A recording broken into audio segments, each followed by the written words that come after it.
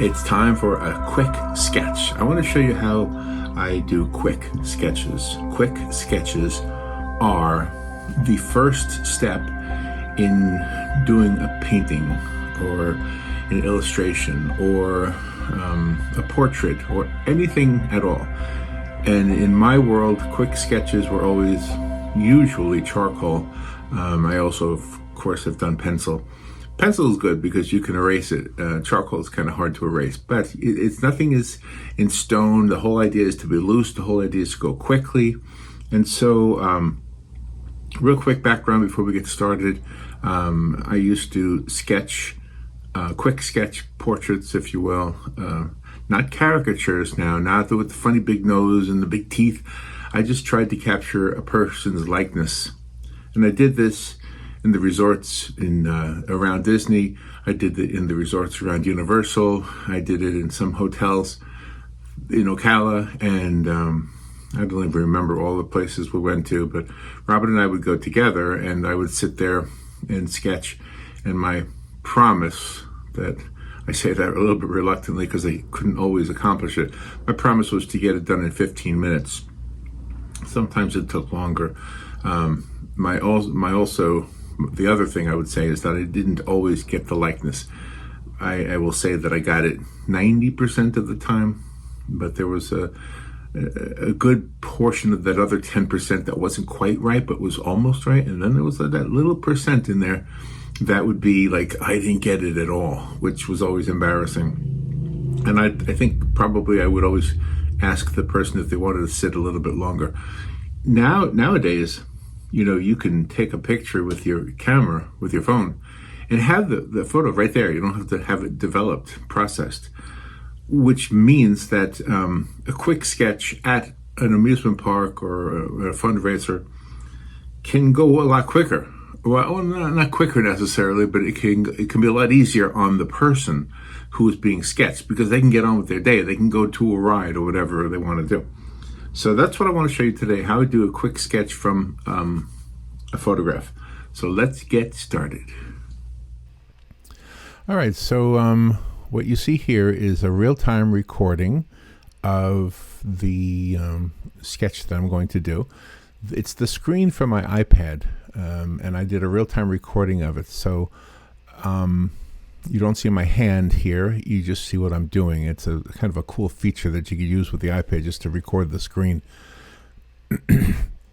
So the picture on the left is a photograph of Robin on the subway in New York, and I chose this as the picture I wanted to do a quick sketch of. The paper, as you can see, is tinted, let's see, I guess that's like a grayish brown, almost like a tan. And what I'm using is the black charcoal.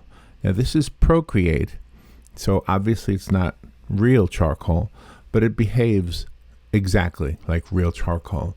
The big difference, I suppose, in using digital charcoal is that you can erase it completely. Charcoal on paper usually cannot be erased completely. So the trick to using charcoal as a quick sketch is to do it lightly, and then when you're sure of something, to lay it down heavier. But the other thing to remember is that this is a quick sketch. The whole idea of a quick sketch is to have the first draft of a painting that you're going to do. In some cases, it becomes a drawing in and of itself. You just work the sketch until it looks right, and the sketch becomes the finished piece of art. So let's look at what I have so far. I noticed that I didn't say anything at the time, but Robin's glasses, I had them a little too dark, and so I had to erase that. I have her chin out a little too far, so I'll have to fix that. Not sure what I'm doing here. Oh, there I am. I'm fixing the chin right there. So you know what it is? It's just a matter of really, really, really studying, focusing on the subject, really taking the time to look at every little nuance, every little shadow, every little every little thing about what you're drawing, and intend on later on painting. If you get it wrong, it's no big deal. You just do it over again. In this demonstration here, I am going to use white charcoal later on. Whenever I say white charcoal, I always have to say, I don't think it's, in the real world, I don't think it's charcoal. Let's see if I have some. Oh, I must have put it away. Oh, here's one. So this is, I don't know if you can see that on the little picture there, but that's white. It's actually pastel, and you could use chalk. But the whole idea is to create a contrast. So that's why you have the off-white paper, is so that the white will show up on it, and the black also. If you had white paper, then white charcoal would not show up on it, obviously. So it's 3 tones actually: the paper tone, the black charcoal, and the white pastel. And what I'm doing, in essence, is I'm looking at the picture and I'm putting the lines down that I think best represent what the photo shows in a real life setting. If I was actually sitting next to Robin, which I actually was when I took this picture, but I mean, if I was sketching her, then I would, just work with what I could see. I wouldn't ask her to necessarily freeze like a statue. I would do the best I could. Now, what I'm doing right there is I'm enlarging the sketch itself just to make for a better composition, because as you can see, from the upper left corner to the lower right corner, there's somewhat of a line. So you have somewhat of a diagonal composition, if that makes sense to you. Okay, so what I did here, now you do this with real paper too, but with real paper you just bring yourself closer to it. So I went closer to the photograph and closer to the sketch, so that I could better see what I need to see in order to make the likeness. I think one of the things I had trouble with on this one is that stem of those eyeglasses. I think I kept getting them a little bit off. I kept wanting to put them like horizontal to the paper, and the truth is they do have a slant slightly down, so hopefully I got it right by the time it's all over. But it's a matter of being very, very focused, very, very observant of the subject, of the shadows, of the lights. Now you can see right there, that's where I fixed the chin that I didn't like before. I could see it better. It's up a little closer. So, and that dark spot on her nose obviously is too dark. I knew that when I did it, and I thought, well, I'll just go over it when I get the white out. Her eye. Now here's something to point out. You don't ever want to paint / draw what you know. Okay? You draw or paint what you see. Paint what you see, not what you know. A great example is that eye right there. You know that there's an eye. You know that there's an eyeball. You know that there are eyelashes. But be honest, can you see them? Can you see them? Now later on, once you take the sketch and you bring it to a larger surface, maybe a canvas or something, and you decide to paint this, you could look really closely and maybe you will see a hint of eyelashes or a hint of the circles around her eyes, or the shadows from her brow, and you can put them all in. But again, remember, this is a quick sketch. The idea is to do it quickly. Why quickly? Well, you don't have to do it quickly, to be honest.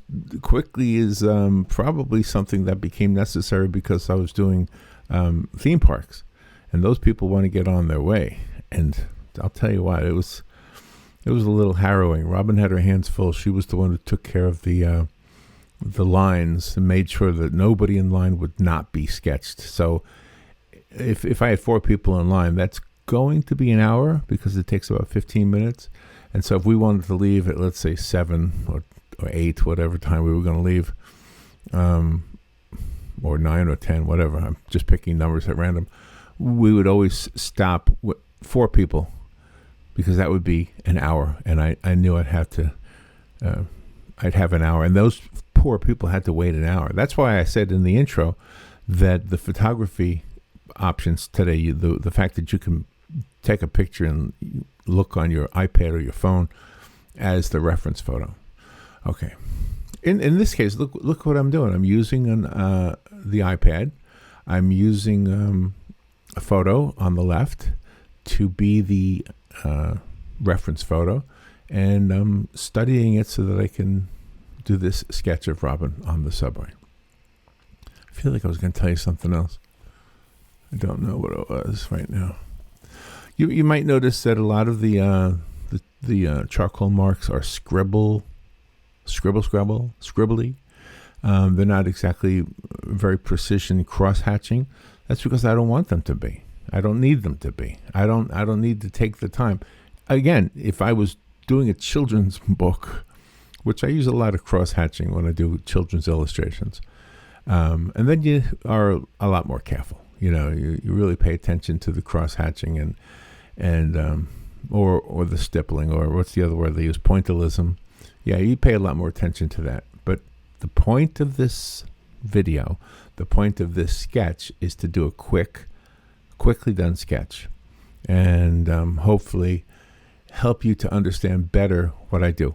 I have so many people who somehow seem to think that when you sketch on an iPad or using Photoshop with like a Cintiq or something else that's similar, a lot of people seem to think that the computer does it for you.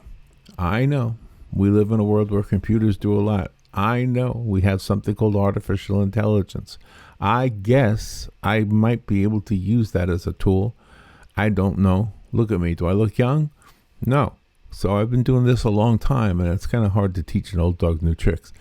Although the fact that I'm using an iPad, pretty cool, huh? I've learned something. Yeah, I guess.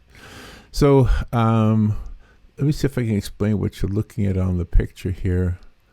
Let's see. On the left side, I can't point to them, but on the left side, there's those two sliders. You see the two sliders? So the one on top adjusts the size of the point that I'm drawing / painting with, and the bottom one adjusts the opacity, so it makes it less opaque. I use that, but not usually when I'm sketching. Usually when I'm sketching, I keep it completely opaque. So the opacity, like if you're painting, it's almost like having a lighter touch with the brush, that kind of thing, or maybe a little bit of washed out look if you're painting in digital watercolor. So here you can see I've got pretty much the sketch in there, and I'm going to add some of the areas that are darker. It's another thing too. Make sure you pay attention to the contrast. If you have a light area up against the dark area, don't neglect that. So that's what's happening here. You see Robin's skin tones are lighter than the dark reflections in the metal on the subway. And so I'm just cross-hatching them in and sketching them in, making it a little bit darker.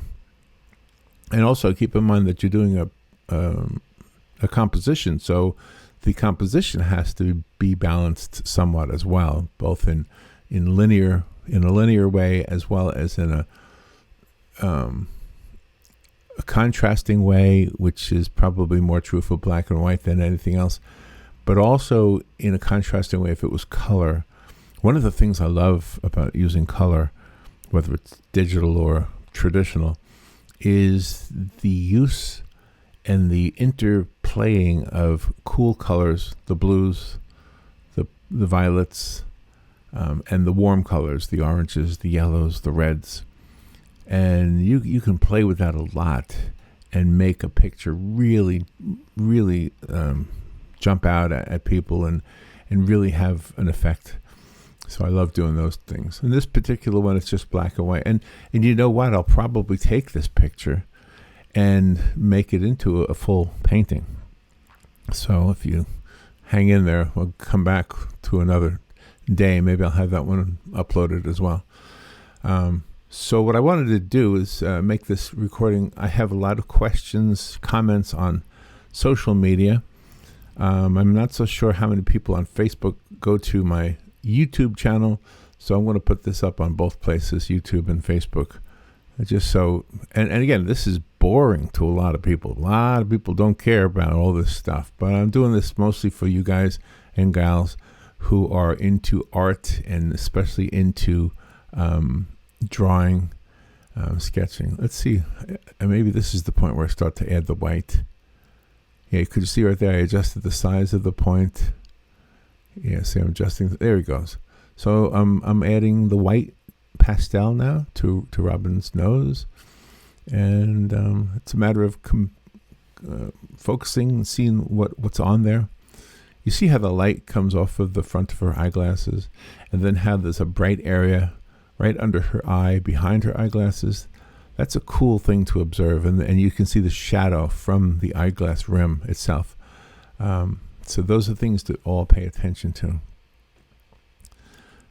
So here I'm adding some of the light that would be her cheek, and then some of the light behind the glasses, and see just the color, just the absence of black or white, just the color of the paper is good enough to form the shadow of the rim of the glasses that I just referenced. I love the way that this has a popping effect when you use white pastel with black charcoal. It's just a very cool effect. I've done it pretty much all my adult life. I remember doing this in high school in New York before we even moved. I moved to Florida when I was 17, so I remember doing this back then. It was such a cool thing. I didn't paint much back then. I did mostly pencil and charcoal and white charcoal, whatever. I was reluctant to call it white charcoal. But you can see how it's making Robin's face start to come alive, start to pop out, start to have a cool look to it. So, and the other thing is, you don't want to overdo the white. The white should be something that is done conservatively and used in just to make something a little bit better. I was a little bit reluctant to actually use the white beyond her face, because I thought, well, that's the focal point of the picture. But you'll see, I did go a little bit over, so maybe, let me see, I'm going to watch it with you and see if I regret doing that. Well, her hair, obviously, look, there's a very shiny reflection coming off of her hair. So, yeah, it makes sense to put that in there, too. And let's see. Yeah, the hair and her bangs. That's an important thing. It adds to her look. It is part of her look. The light coming off of, it's coming through the window of the subway, reflecting off of the coat she's wearing and the scarf she's wearing. Must have been a cold day, huh? That must have been in the winter. We were up there. But anyway, this is not a time lapse. This is an actual time. So right now, it's 18 minutes into the video, and I took about 5 minutes, I guess, to talk to you in the beginning. So I'm just really roughly sketching it in. In just a moment, I inserted the finished sketch. Well, not finished, but I mean, as far as this goes, it's finished. And give you a chance to look at it for about a few seconds. Well, thank you for watching. It looks like it's almost over. If you could subscribe to my YouTube channel if that's where you're watching it, or follow me on Facebook. I don't know what good that does, but I know the YouTube one really helps when you subscribe. And the other thing is, if you can go to my website and share my website with people. I have a lot of art on the website, and it helps me because I'm retired, and that's how I survive. Okay, so there you go. Let's go back to the sketch. I think it's going to roll over there now. There it is. So there's the sketch. Whoop. There it is. Okay. There it is. Okay. Well, thank you for watching, and talk to you later.